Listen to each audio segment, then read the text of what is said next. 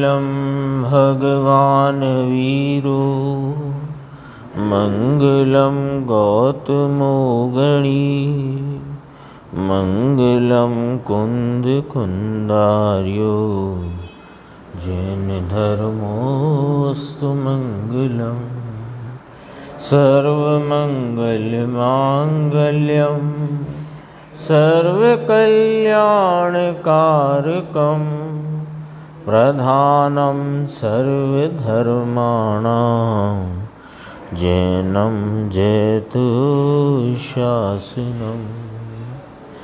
मैं नमो तीर्थनायक को नमो ओंकार वाणी को नमो उन कुंद प्रभु को जिन्होंने ओंकार धारण की।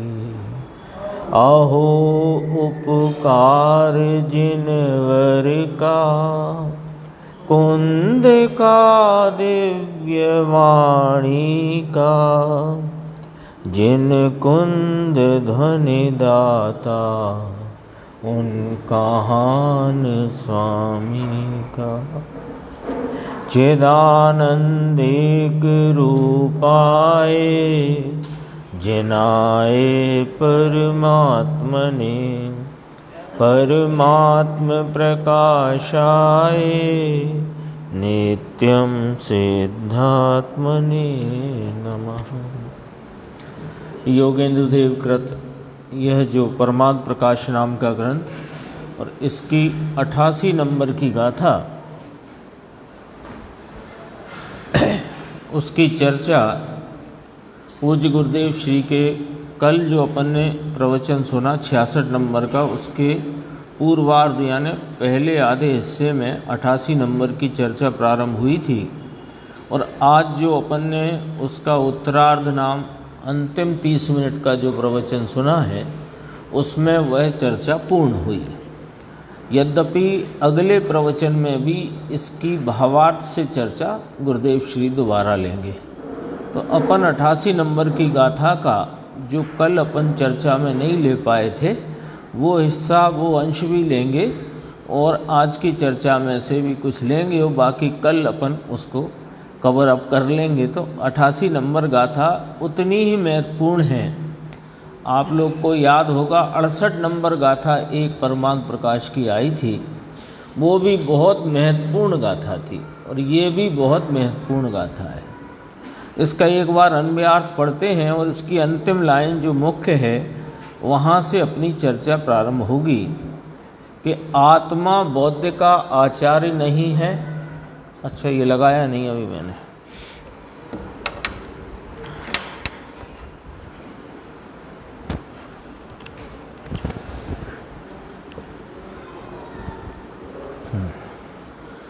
आत्मा बौद्ध का आचार्य नहीं है, दिगंबर भी नहीं है, आत्मा श्वेतांबर भी नहीं है, आत्मा किसी भी वेश का धारी नहीं है।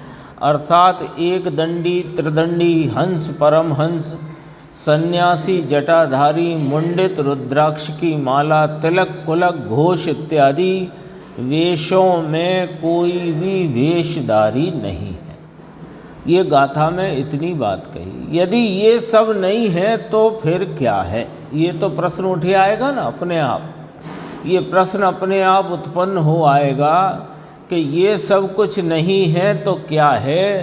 कि आत्मा एक ज्ञान स्वरूप है और वह ज्ञान स्वरूप कौन जानता है और कैसे जानता है? यानी ये ज्ञान स्वरूप आत्मा है। ये दिगंबर नहीं, श्वेतांबर नहीं, बौद्ध का आचार्य नहीं, एक दंडी त्रिदंडी हंस परमहंस सन्यासी जटाधारी मुंडित कुछ भी नहीं है। तो फिर कौन है? कि ये ज्ञान स्वरूप है। ये ज्ञान स्वरूप है। इस ज्ञान स्वरूप आत्मा को कौन जानता है और कैसे जानता है? दो बातें आई। इस ज्ञान स्वरूपी आत्मा को कौन जानता है और कैसे जानता है? कि सुनो, इस आत्मा को ध्यानी जानता है। ध्यानी नाम मुनि योगी, इस आत्मा को ध्यानी जानते हैं और ध्यानारूढ़ होकर जानते हैं। ये आत्मा, इसका जो ज्ञान आनंद नित्यानंद स्वरूप है, उसका जानना ध्यान में होता है। तो ध्यान में किसको होगा कि जो ध्यान करेगा सो ध्यानी।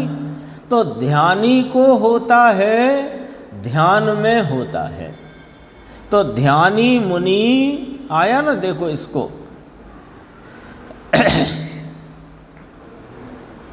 तम आत्मानम कौ असो जानाति योगी ध्यानीति।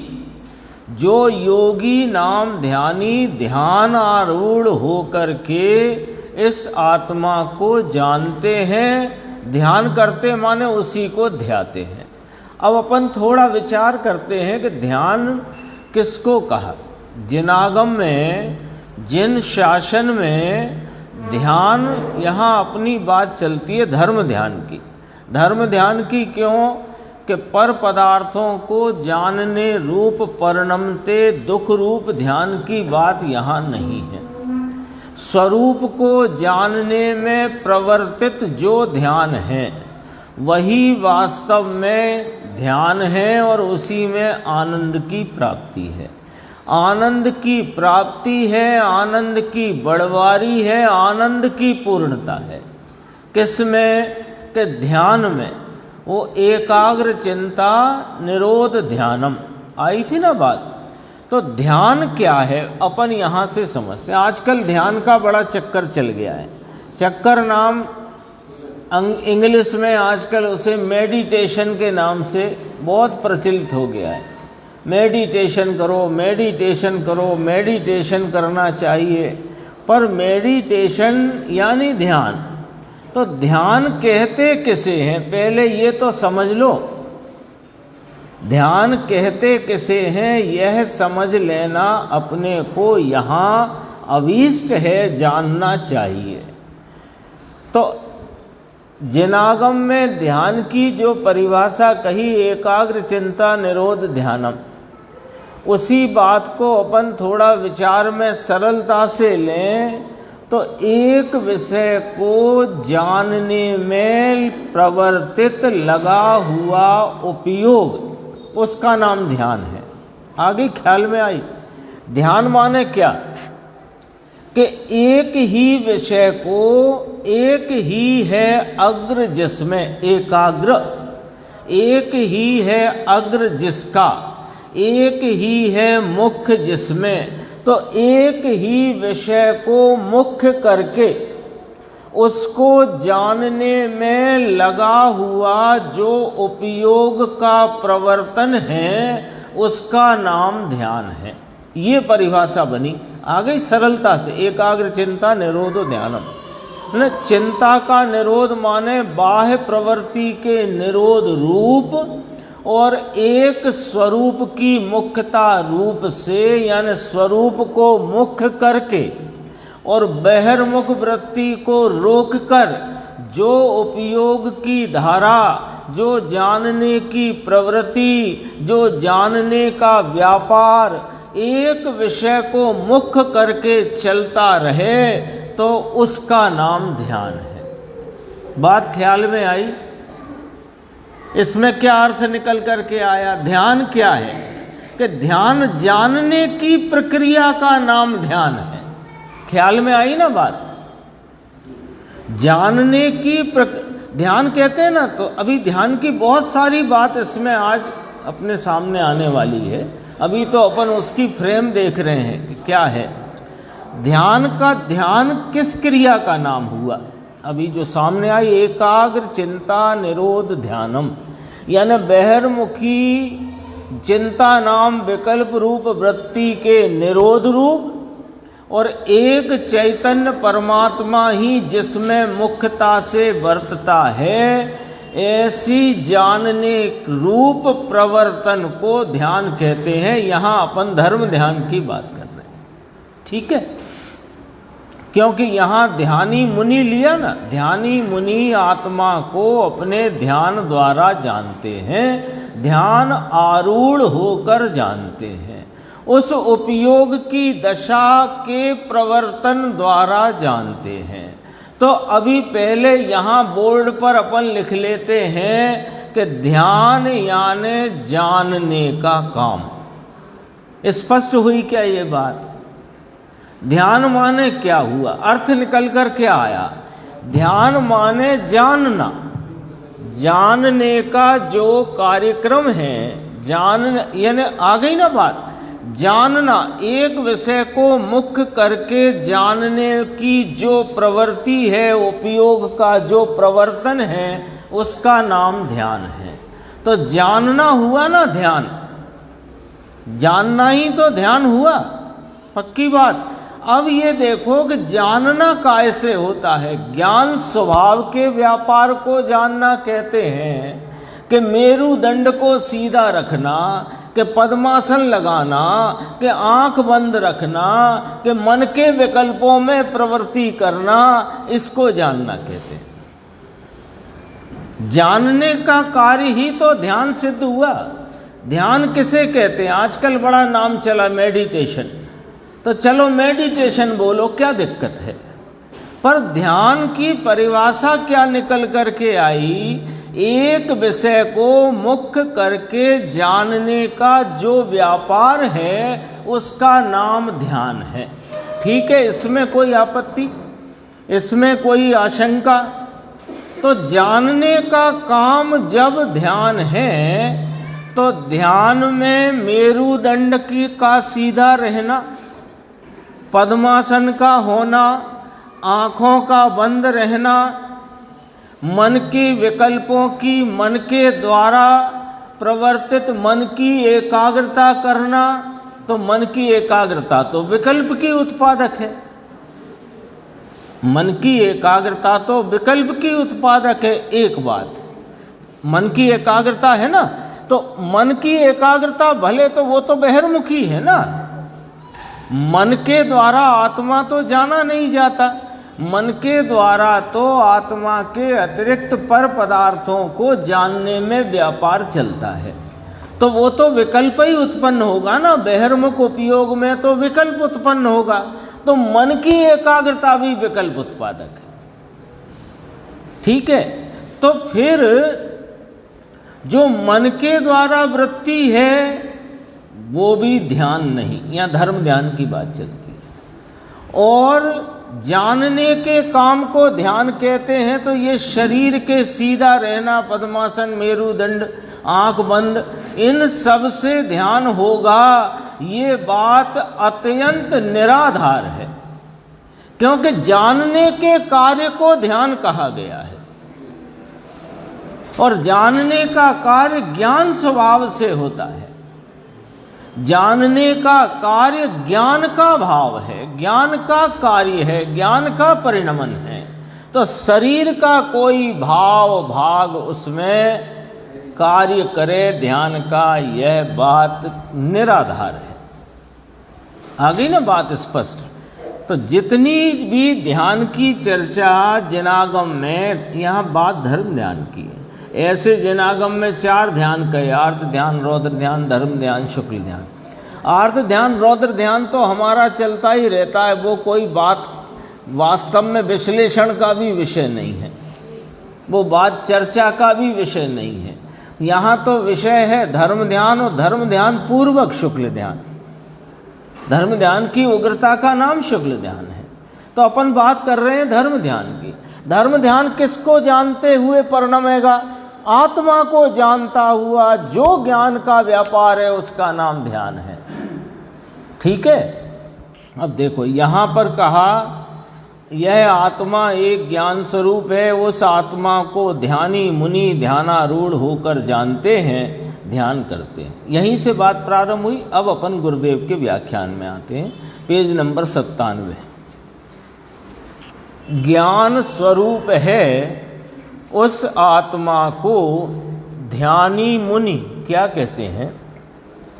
वह तो अंतर में, देखो ध्यान का प्रवर्तन कहाँ चलेगा? अंतर में। बहिर्मुख वृत्ति में विकल्पों की उत्पत्ति है, आनंद की नहीं, तो उसे धर्म ध्यान कहते नहीं। अभी देखो, अंतर में राग से रहित होकर जब अंदर ध्यान करता है, इस पैराग्राफ में गुरुदेव बता रहे हैं जानने का नाम ध्यान है। देखो उनकी सरल भाषा कैसी है। जब अंदर ध्यान करता है तब ख्याल में आता है, ऐसा कहते हैं। भगवान पूर्णानंद स्वरूप परमात्मा सब देह में विराजता है। देह में विराजित है ना ये, हाँ अभी है कि नहीं देह में विराजित। उसकी ओर ध्यान करने से ज्ञात होता है, देह का ध्यान करने से नहीं। देह में विराजित जो नित्यानंद पूर्णानंद स्वरूप परमात्मा है, उसकी ओर उपयोग की एकाग्रता, उपयोग का अंतर में उस ओर झुकाव होकर वर्तन प्रवर्तन होने में वह ज्ञात होता है। अभी देखो ये समझाते हैं, अंडरलाइन दिख रहा आपको। ऐसा नहीं कहते, सामान्य ये लौकिक उदाहरण है, ऐसा नहीं कहते भाई जरा ध्यान में तो लो। हम क्या कह रहे हैं कि सोने का भाव अगले 2 महीने में और तेज होगा, ध्यान में तो लो। कहते हैं कि नहीं, ध्यान तो रखो, है ना। और भी कहते हैं, अब आप कहीं जा रहे हो बाहर यात्रा पर, तीर्थ यात्रा पर, भाई ध्यान रखना। कहते हैं ध्यान रखना, ध्यान रखना, अपने सामान का ध्यान रखना, यानी सामान जहाँ रखा है उसको ख्याल में रखना, ध्यान रखना कि वहीं रखा रहे, इधर उधर ना हो जाए। ये अपनी बोलचाल की भाषा में से समझना क्या कहना चाहते। ध्यान रखो ऐसा नहीं कहते क्या। इसका अर्थ पहले ध्यान रख का अर्थ है, अभी देखो इसमें से अर्थ खड़ा किया। ध्यान रख का अर्थ है ज्ञान में लक्ष्य दो।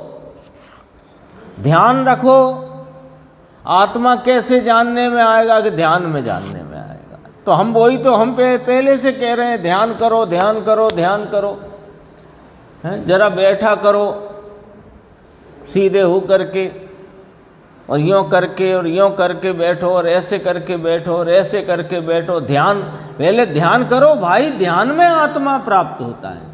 यहाँ कहते हैं पहले ध्यान रखो कि ज्ञान में लक्ष्य में तो लो आत्मा है क्या। पहले लक्ष्य में तो लो आत्मा है क्या। किसका ध्यान करोगे, किसका ध्यान करोगे? देह का, देह के लक्ष्य में उठने वाले रागों का, मलिनता का। अरे देवगुरु शास्त्र का तो उनका स्वरूप भी नहीं पता तुम्हें। तो जैसे अपना स्वरूप नहीं पता उसे देव का स्वरूप नहीं पता। तो पहले लक्ष्य में लो कि ज्ञान में ख्याल में लो। ज्ञान स्वरूप आत्मा क्या है, उसकी सत्ता का स्वरूप क्या है, और उसकी सत्ता में किसकी नास्ती है, ये पहले लक्ष्य में ख्याल में ध्यान में निर्णय में तो लो।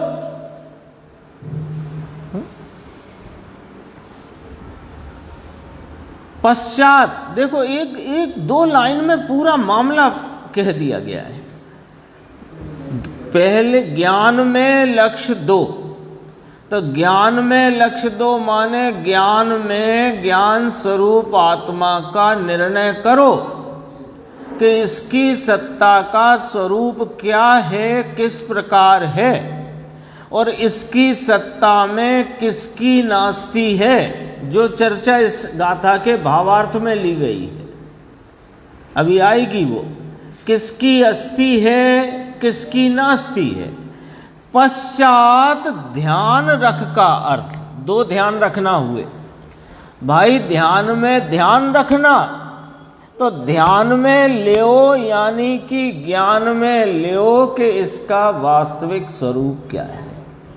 जब लक्ष्य में लिया, ज्ञान में लिया, निर्णय में लिया कि आत्मा इस प्रकार है, उस आत्मा को फिर ध्यान रख का अर्थ है कि अंदर में उसका ध्यान कर, फिर उसमें एकाग्र हो जा, फिर उस ही को मुख्य करके उपयोग का प्रवर्तन उस ओर ही बनाए रखना, उपयोग का प्रवर्तन उसमें ही लगाए रखना, इसका नाम ध्यान है।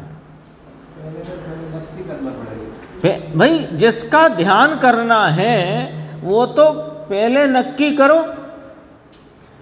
ये जो योग होता है ना, शारीरिक योग, उसमें एक त्राटक ध्यान होता है, वो सब बाहर का शरीर का कार्यक्रम है, पर उसमें भी, वो तो दृष्टांत में लेना, उसमें भी पहले ये बताया जाता है कि सामने एक मोमबत्ती जल रही है और ये तुम्हारे हाथ में सुई है, तो सुई की नोक और मोमबत्ती को तुम्हें लक्ष्य में रखना है। तो पहले तुम वो मोमबत्ती कहाँ है, उसकी लो किधर है और सुई कहाँ है, सुई की नोक कहाँ है, वो सब तुमने पहले ज्ञान में लिया कि नहीं लिया? कि ऐसे ही इधर मोमबत्ती है, इधर सुई है, देख इधर रहे। इसको वो तुम्हारा योग कराने वाले योगाचार्य होंगे, वे भाई ध्यान किधर है तुम्हारा? आ गया ध्यान। तो पहले ज्ञान में खड़ा तो करो कि किसको लक्ष्य में रखना है। एकाग्र चिंता निरोध ध्यानम, जिन शासन में ये परिभाषा है ध्यान की, एक ही है मुख्य जिसको, तो जिसको मुख्य बनाना है, जिसकी मुख्यता में उपयोग की प्रवृत्ति चलेगी, चलती है, लगी रहती है, वो एक कौन है, उसका निर्णय किए बिना ध्यान किसका?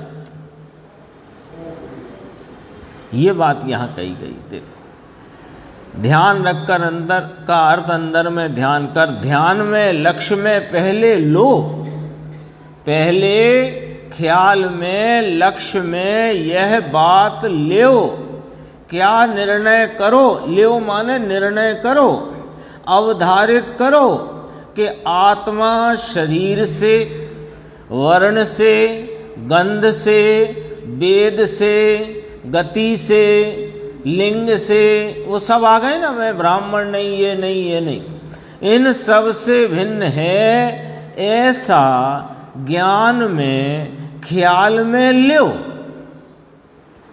वह ध्यान रखना कहलाया। और फिर अंदर में ध्यान करो, ये ध्यान कहलाया। अब इसका अर्थ पूरे ये एक ही पैराग्राफ बहुत गंभीर है। ध्यान रखो और ध्यान करो, ध्यान रखो और ध्यान करो।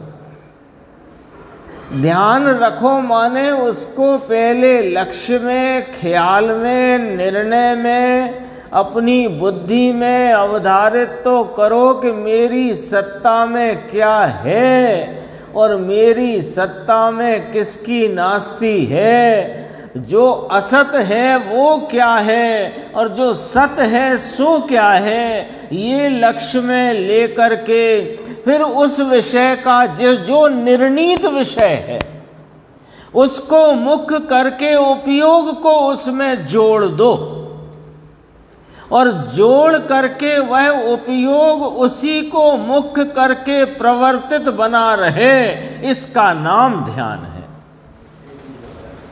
अब इसे चाहे आप मेडिटेशन कहो, धर्म ध्यान कहो, आत्म आराधना कहो, सम्यक दर्शन ज्ञान चारित्र की परिणति कहो, संवर निर्जरा का व्यापार कहो, मोक्ष मार्ग कहो, सब एक ही बात है, सब एक ही बात है।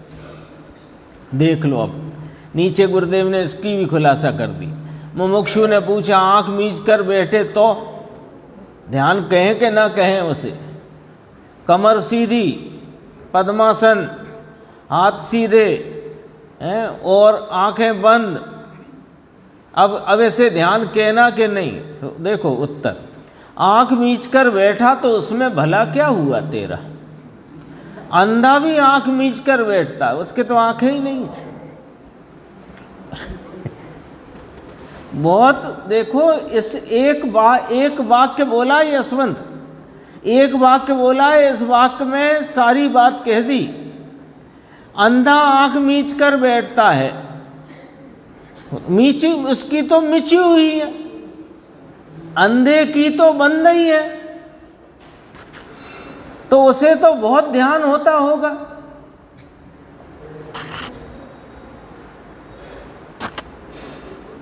आंख मीच कर बैठे तो अंदर काला सफेद लगता है, वह तो जड़ है। देखना जरा अंकुर बंद करके आंख, काला पीला लाल दिखता है, तो वो जो काला पीला लाल दिखता है वो क्या है? आत्मा है कि जड़ पदार्थ के वर्ण गुण का परिणाम है? बता दो क्या है?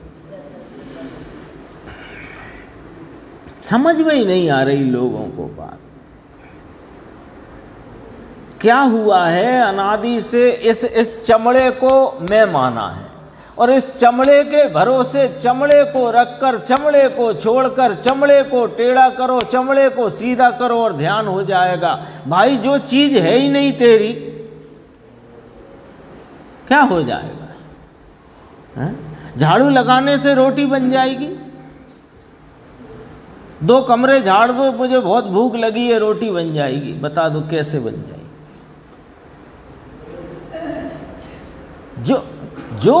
जो काम जिसका है वहां होगा, कि जो जिसका है नहीं वहां होगा। ध्यान किसे कहा? जानने की प्रवृत्ति को, उपयोग के प्रवर्तन को ध्यान कहते हैं। लो सुनो, तो कहा साहब ध्यान तो चारित्र गुण की पर्याय है, तो चारित्र क्या करता है पता है आपको? उपयोग को टिकाए रखता है, तो काम तो उपयोग ही करता है। ध्यान चारित्र गुण की पर्याय है, हाँ बराबर है। तो चारित्र गुण क्या करता है? चारित्र गुण जानता है कि नहीं, वो कुछ नहीं जानता। चारित्र में जानने का स्वभाव नहीं, जानने के स्वभाव वाले ज्ञान के उपयोग रूप व्यापार को जमाए रखता है, हिलने नहीं देता। इसका नाम चारित्र का कार्य है, चारित्र उसे कहते हैं। बात आई ख्याल में? तो ध्यान क्या नक्की हुआ? यहां लिख दिया था पहले ही, जानने के काम को ध्यान कहते हैं। आंख मीच कर बैठे तो अंदर काला सफेद लगता है, वह तो जड़ है, लालिमा दिखती है। आंख दबे ना तो लाल दिखता है, वह तो जड़ है। आत्मा ऐसा नहीं है भाई। पीछे की गाथा अपन पढ़ चुके हैं। आत्मा सफेद नहीं, लाल नहीं, काला नहीं, हरा नहीं। कई लोग कहते हैं ये ऐसे, हमने ऐसा ध्यान लगाया, ऐसा ध्यान लगाया, एक आत्मा एक आत्मा एक आत्मा, बस उसके चिंतन में ऐसे घुस गए। मैं तो रागादि से भिन्न, वर्णादि से रागादि से, वर्णादि से भिन्न, रागादि से भिन्न, एक समय की पर्याय से भिन्न, ऐसे घुस गए कि अंदर झगझगाट प्रकाश हो गया। अब ये बताओ प्रकाश जड़ है कि आत्मा?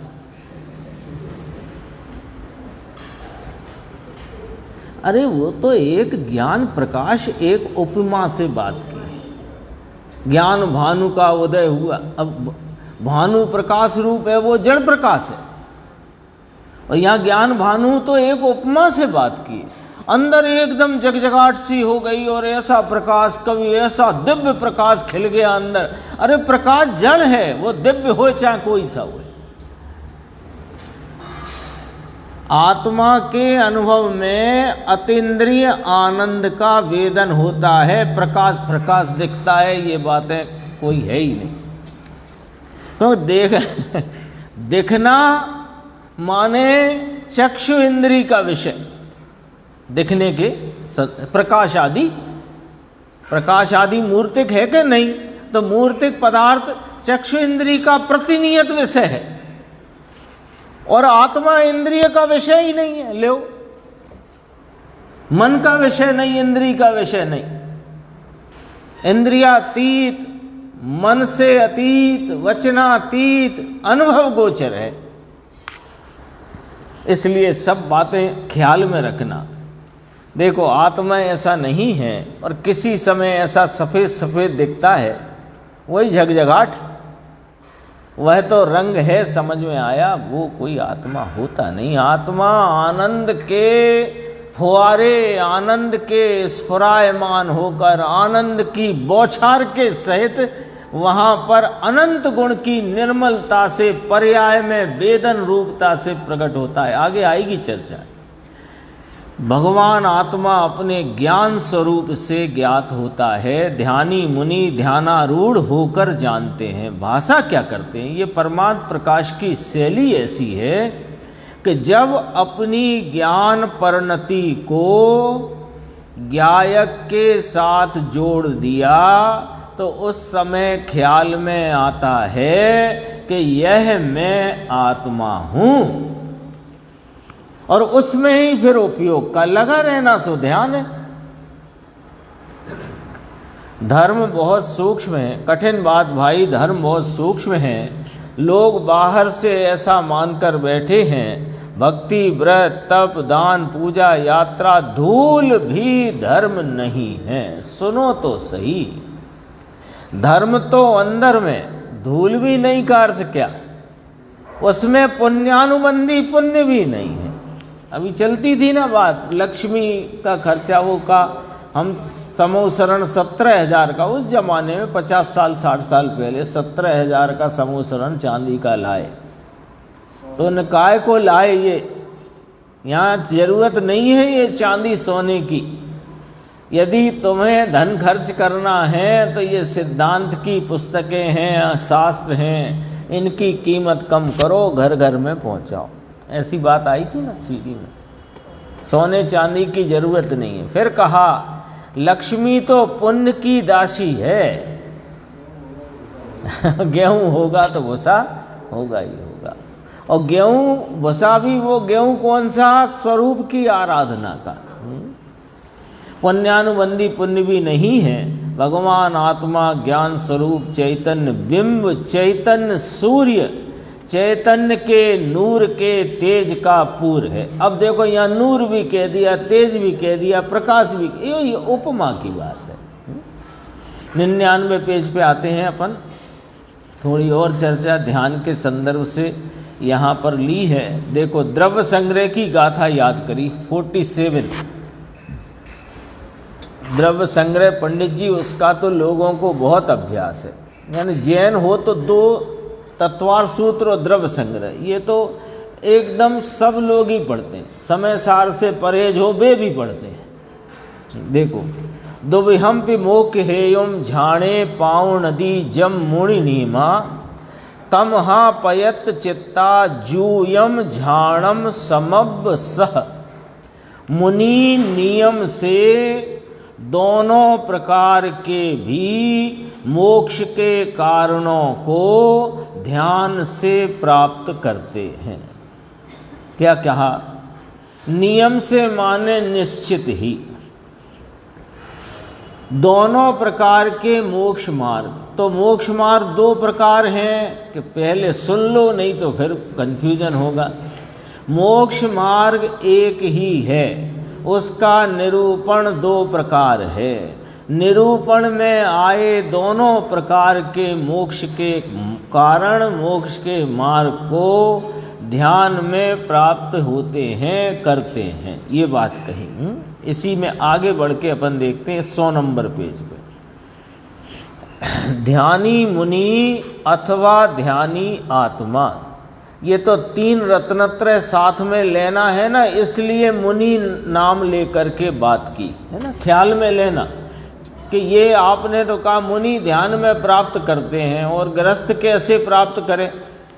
वो भी ध्यान में प्राप्त करें। ये तो सम्यक दर्शन ज्ञान चारित्र की उत्कृष्ट आत्म आराधना रूप परिणति की बात कहना है, तो बात हमेशा उत्कृष्ट कही जाती है। तो वो अपेक्षा से मुनि को लिया। देखो सम्यक दर्शन, सम्यक ज्ञान, सम्यक चारित्र, निश्चय मोक्ष मार्ग अथवा निश्चय रत्नत्रय रूप और व्यवहार रत्नत्रय रूप व्यवहार मोक्ष मार्ग। 2 हो गए, 2 कहे ना, कहे है नहीं।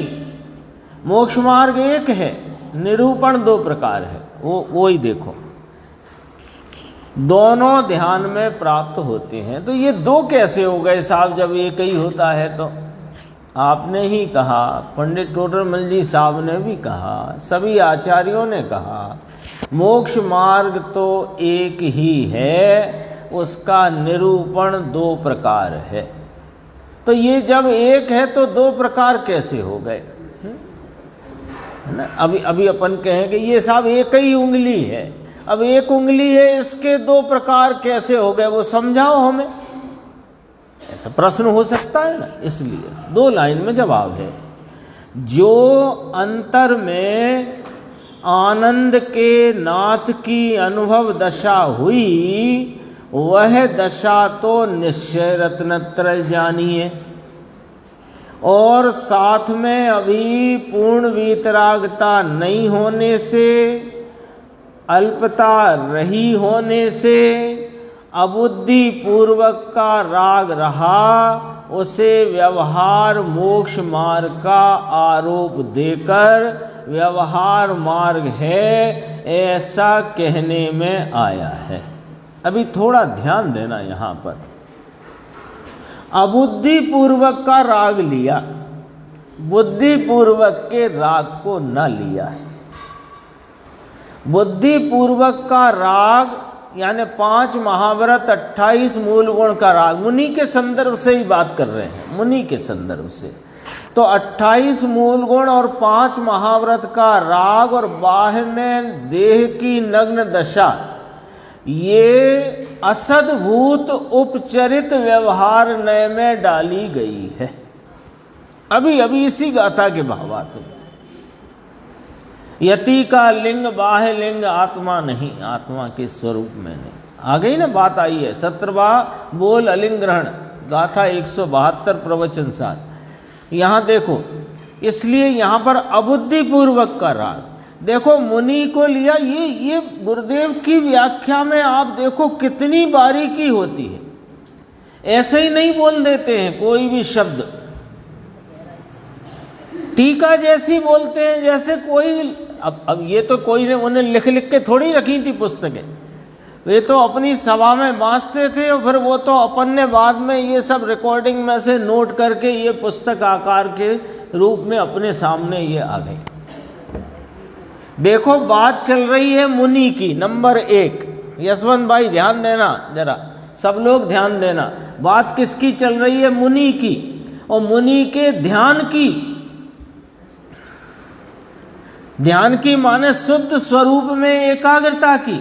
तो जब एकाग्र हैं, शुद्ध उपयोग रूप दशा में है, 7वें गुण स्थान में है मुनिराज, तो उनको कौन सा राग है? अभी अबुद्धि पूर्वक का, और उसी को व्यवहार मोक्ष मार्ग का। देखो कितनी बारीकी से यहां पर गुरुदेव श्री व्याख्या करते हैं। सामान्य यदि इस बात को आप स्पेसिफाई मत करो मुनीक से और ध्यान से, सामान्य मोक्ष मार्ग रूप कथन यदि अपन लें और सर्व आराधकों को लें, जगन्य को, मध्यम को, उत्तम को, सम्यक दृष्टि को, श्रावक को, मुनिराज को, सबको एक सामान्य रीति से देखें तो स्वरूप की आराधना रूप जो अंतर एकाग्रता का परिणमन है वो निश्चय मोक्ष मार्ग है। और बाह्य में भूमिका के योग्य जो कोई भी व्रत आदि के, पूजा भक्ति आदि के विकल्प हैं वो व्यवहार मोक्ष मार्ग है, ऐसा निरूपण किया जाता है और करने में कोई उसमें दोष नहीं है। लेकिन यहाँ बात मुनि की और ध्यानी मुनि की बात है, इसलिए अबुद्धि पूर्वक का राग लिया और उसे व्यवहार मोक्ष मार्ग का। 7वें गुण स्थान में 2 प्रकार के मोक्ष मार्ग चल रहे हैं, ये बात यहां पर खड़ी की गई है, देख लो। 7वें गुण स्थान में श्रेणी के काल में, श्रेणी के काल में 2 मोक्ष मार्ग चल रहे हैं। मोक्ष मार्ग तो एक ही होता है कि हाँ, एक मोक्ष मार्ग में प्रवर्तित ऐसे ध्यानी मुनि और श्रेणी आरोहण में वर्तते मुनिराज, उनके एक ही मोक्ष मार्ग चल रहा है जिसका निरूपण 2 प्रकार से।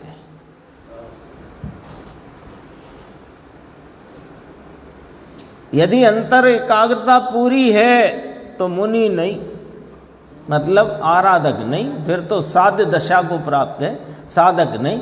तो साधक और कौन से साधक है? उत्कृष्ट साधक। कैसे? कि ध्यानी। ध्यानी माने 7वें गुण स्थान और ऊपर वाले।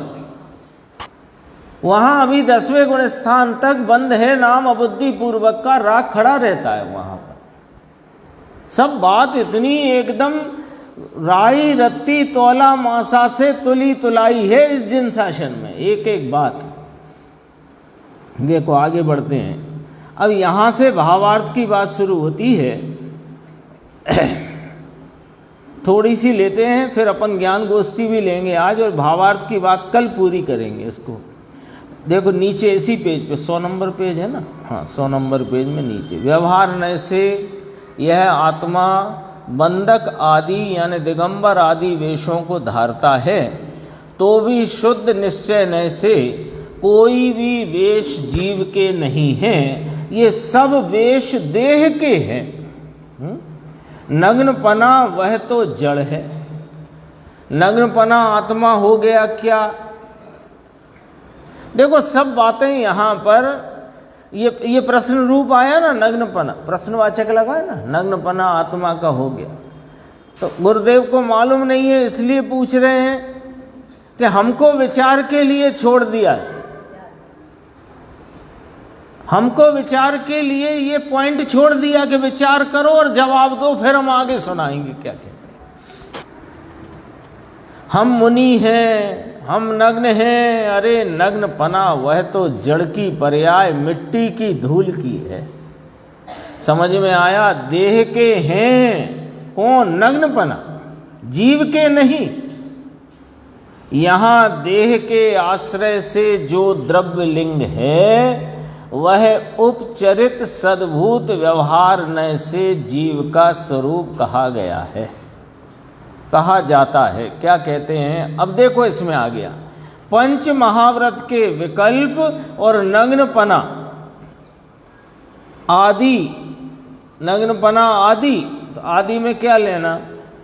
वो 4 हाथ भूमि देखकर चलना आदि, जितनी देह की चेष्टा। पंच महाव्रत के विकल्प और नग्नपना आदि उपचरित असद्भूत व्यवहार नय से जीव के कहे जाते हैं, जीव के नहीं हैं, देह के हैं।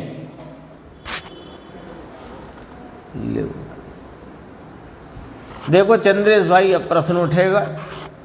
नग्नपना, देह की चेष्टा, 4 हाथ भूमि देखकर चलना, परिमार्जन करके उठना बैठना, कमंडल आदि का, शास्त्र आदि का रखना उठाना, ये तो चलो ठीक है, आप देह के खाते डाल दो। पर 5 महाव्रत 28 मूल गुण का जो विकल्प रूप राग परिणाम है, वो आप कैसे देह के कह रहे हो? आपने कहा ना उपचरित असद्भूत, तो देह के लक्ष्य से होने वाले होने से वे देह के गिने गए और आत्मा के स्वभाव से उपजते नहीं, इसलिए देह के गिने गए। ठीक है ना? इसलिए असद्भूत हैं वे। असद्भूत, उपचरित असद्भूत व्यवहार नय से कहे जाते हैं, अर्थात अपने में नहीं परंतु उपचार से, व्यवहार से कहने में आते हैं, तो भी निश्चय नय से जीव का स्वरूप नहीं है। ये बात कहाँ और आई है? तो गुरुदेव ने याद किया, अलिंग ग्रहण के 17वें बोल में ये बात ली है। यति का बाह्य लिंग स्वरूप में नहीं है। यति नाम मुनि, बाह्य लिंग। अब बाह्य लिंग में क्या क्या ले? राकेश भाई आप बताओ, अभी अभी पढ़ के आए अपन, क्या क्या लेंगे? अचेलकपना, नग्नपना, देह की चेष्टा, 5 महाव्रत 28 मूल गुण के रागादि रूप विकल्प, सब ये यति का बाह्य लिंग है, क्योंकि ये भावलिंग नहीं है।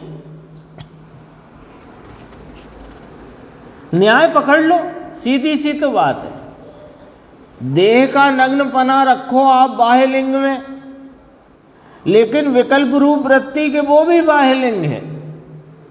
5 महाव्रत का विकल्प, 28 मूल गुण का, 13 प्रकार का चारित्र जो कहा जाता है, 5 महाव्रत, 5 समिति, 3 गुप्ती, वो सब काय में डालना है कि बाह्य लिंग में? बाह्य लिंग में क्यों डाल रहे हो? वो तो अंतर में भले मंद राग का है पर मंद राग रूप है, उसे बाह्य लिंग में क्यों डालो? कि भाव लिंग में डाल दें क्या? तो भाव लिंग में नहीं डाल सकते तो द्रव्य लिंग नाम बाह्य लिंग में गया।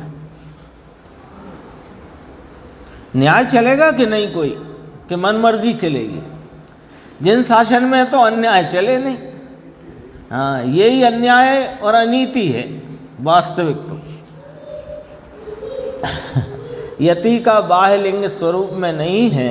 5 महाव्रत, 28 मूल गुण के विकल्प, वह तो विकल्प हैं, आश्रव है, और देह की अवस्था वो अजीव की जड़ की है। जड़ की अवस्था और आश्रव स्वरूप में नहीं है। सम्यक दर्शन का विषय त्रिकाली आनंद का नाथ प्रभु, उसमें वह कुछ वेश नहीं है। महाव्रत आदि के परिणाम भी आत्मा में, आत्मा के स्वरूप में, स्वभाव में नहीं है। अब थोड़ा विशेष लेते हैं।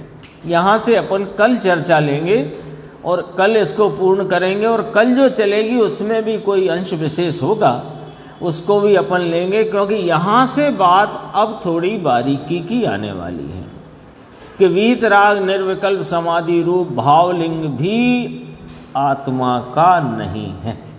ये वाली बात आएगी, इसकी चर्चा करेंगे। और ज्ञान गोष्ठी अपनी चल रही है तो उसको भी अपन आगे बढ़ते हैं। अब हर पुस्तक में है कि नहीं मुझे नहीं पता है, गुजराती वाली में तो है। ये परिशिष्ट रूप है परम पूज्य सदगुरुदेव श्री के प्रवचन महासागर में से चुने हुए महासागर के मोती। इसमें खास खास अपन लेंगे, मुख्य मुख्य देखो। आत्मा त्रिकाल परिपूर्ण है, ऐसा ख्याल जब तक ना आए तब तक पर में एकत्व बुद्धि नहीं मिटती। ये सूत्र है, ये सूत्र है। ये आत्मा त्रिकाल परिपूर्ण है, यानी अपनी परिपूर्णता का विश्वास जब तक लक्ष्य में, अरे विकल्पात्मक धारणात्मक ज्ञान में भी जब तक नहीं लोगे तब तक पर में कोई ना कोई अपेक्षा बनी रहेगी। है ना ऐसा? तब तक पर में एकत्व बुद्धि नहीं मिटती, यानी पर में कोई अपेक्षा रहेगी। अपेक्षा रहेगी तो वहाँ से लाभ की बुद्धि रहेगी, लाभ की बुद्धि रहेगी तो उसमें एकत्व बुद्धि रहेगी। और अब दूसरा पॉइंट है ना, ये यहाँ पर एक ही पंक्ति में सूत्र रूप से, मूल रूप से, एकदम समझो कि गरिष्ठ रूप से बात गंभीर कही गई है। जब तक अपने त्रिकाल स्वभाव जो अपना ज्ञानानंद नित्यानंद है, उसकी परिपूर्णता का विश्वास जब तक धारणात्मक ज्ञान में भी खड़ा नहीं करोगे, पहले तो धारणात्मक ज्ञान में आएगी ना बात, तो जब तक परिपूर्णता का विश्वास नहीं है तो कहीं ना कहीं से कुछ ना कुछ लेना पड़ता है, लेना पड़ेगा, भगवान से मिलेगा, शास्त्र से मिलेगा। ऐसी कोई ना कोई पर में अपेक्षा रूप बुद्धि बनी रहती है, तो पर में एकत्व बुद्धि मिटती नहीं। दूसरा पॉइंट, 4 आघाती कर्म संयोग देते हैं, सब जानते हैं ये बात। संयोग रूप जो कुछ भी दिख रहा है ना अपने साथ, इसमें निमित्त आघाती कर्म है, और ज्ञानावरणी दर्शनावरणी अंतराय आत्मा में हीनता देते हैं, और मोहिनीय आत्मा में विरुद्धता देता है। तो ये 8 ही कर्म स्वरूप में हुई नहीं। ये सब निमित्त पर से कथन आए, तीनों निमित्त से कथन आए। अब कहा, अभी तो कहा गुरुदेव ने कहा 4 आघाती कर्म संयोग देते हैं। संयोग देते माने संयोग जो कुछ भी हैं अभी, ये देह, ये कुर्ता, ये चश्मा, ये टेबल, जो संयोग हैं वो संयोग योग्यता अनुसार हैं और उसमें निमित्त आघाती कर्म है, इतना जानना। लिखो एक 4 आघाती कर्म, एक। दूसरा, अब बचे 4 घाती, ज्ञानावरणी, दर्शनावरणी, अंतराय। आत्मा की परिणति में ज्ञान का अल्प परिणमन, हीन परिणमन उस समय की पर्यायगत योग्यता से है। दर्शन का हीन परिणमन, अल्प परिणमन उस समय की पर्यायगत योग्यता से है। अंतराय रूप माने वीर का अल्प परिणाम या विपरीत परिणाम, वो उस समय के भाव या परिणाम की योग्यता से है। और मोहनीय, ये 3 हो गए ना, हीनता वाले, हीनता वाले। और अब कहा मोहिनी आत्मा में विरुद्धता दे, विरुद्धता नाम मिथ्यात्व। तो मिथ्यात्व मोहिनी नहीं कराता, ये जीव स्वयं अपने स्वरूप को भूलकर ये स्वयं ही अपने स्वरूप में एकत्व नहीं करता और पर वस्तुओं में, पर भावों में एकत्व करता है। ये इसकी परिणति में वर्तती हुई मिथ्यात्व रूप विरुद्धता है, जिसमें मोहिनी कर्म निमित्त है। हो गए 8 कर्मों का खेल। 8 कर्मों का निमित्त रूप भाव किस प्रकार है और इधर जीव का नैमित्तिक किस प्रकार है, दोनों बातें हो गई। अब बात करते हैं स्वरूप की, कि मैं चैतन्य परमात्म तत्व जो हूँ, ये मैं 8 ही कर्म स्वरूप नहीं हूँ, मैं तो मात्र ज्ञायक हूँ। तो मोहिनी के कारण मेरे मिथ्यात्व चलता है, ये बात झूठी निकली। और ज्ञानावरणी, दर्शनावरणी और अंतराय के कारण मेरी ज्ञान की, दर्शन की और वीर की अल्पदशा है, ये बात भी झूठी निकली। और ये जो संयोग में देह आदि अन्न पर पदार्थ दिख रहे हैं, इनको अघाती कर्मों ने दिया है, ये बात भी झूठी निकली। झूठी निकली माने उनसे नहीं, उनका निमित्त बना है और इन कर्मों के स्वरूप में नहीं, मैं तो मात्र ज्ञायक हूं। अब तीसरा पॉइंट, एक एक करके है। राग छोड़ूं ऐसा भाव भी शुभ है, परंतु त्रिकाली शुद्ध आत्म स्वभाव पर दृष्टि देने से रागादि छूट जाते हैं, वह निर्जरा है। लो, संबर सहित है ना निर्जरा, तो सीधी निर्जरा की बात कही। अब इसमें पॉइंट क्या कहना है गुरुदेव ने? आई तो एक पंक्ति की बात है, राग छोड़ना है। राग छोड़ो, राग घटाओ, राग मिटाओ, राग का नाश करो। राग मलिन है, इस मलिनता को मिटाना है। भाई, ऐसा जो अंतरंग में विकल्प उठता है, ये स्वयं राग रूप है, यद्यपि ये शुभ राग है तो राग रूप। तो राग रूप भाव से राग नहीं मिटता, राग रूप भाव से राग नहीं मिटता। राग कैसे मिटता है कि वीतराग स्वरूप पर दृष्टि देने से राग मिटता है और छूटता जाता है। तो इसका नाम निर्जरा है। राग आदि मिटाऊं मिटाऊं मिटाऊं, घटाऊं मिटाऊं घटाऊं मिटाऊं, घटाओ मिटाओ, ये तो राग की उत्पत्ति है। ये शुभ राग रूप राग है। नीचे देखो, एक दो लाइन और है, इसके बाद आगे फिर कभी मौका लगेगा फिर अपन चलेंगे आगे। थोड़ा थोड़ा इसमें भी मुख्य मुख्य अंश अपन देखते जाएंगे। निमित्त की अपेक्षा लो तो बंध और मोक्ष 2 पहलू पड़ते हैं, और उसकी अपेक्षा ना लो तो अकेला निरपेक्ष तत्व लक्ष्य में लो तो स्वपर्याय प्रकट होती है। सीधा रास्ता, कल आई थी बात, ख्याल में होगी। संयोग की, निमित्त की, राग की, पर्याय की अपेक्षा छोड़ दो, यानी उपेक्षा करो। और एक द्रव्य स्वभाव की अपेक्षा करो, यही आत्म कल्याण का मार्ग है। यही बात यहाँ आ गई। निमित्त की अपेक्षा ल्यो तो बंध और मोक्ष दो पहलू पड़ते हैं। कैसे कि कर्म के संयोग को बंध कहा और कर्म के क्षय को मोक्ष कहा। तो कर्म निमित्त की तरफ से ये दो पहलू खड़े हो गए, बंध और मोक्ष। अन्यथा जीव तो जीव है, वह ना बंधा हुआ है ना मुक्त हो। एक चर्चा आ चुकी है परमात्म प्रकाश में, ख्याल में होगा। जो कभी जेल नहीं गया उससे कब छूटे कहना उसका अपमान है कि नहीं? तो ये आत्मा को निरपेक्ष रीति से देखो।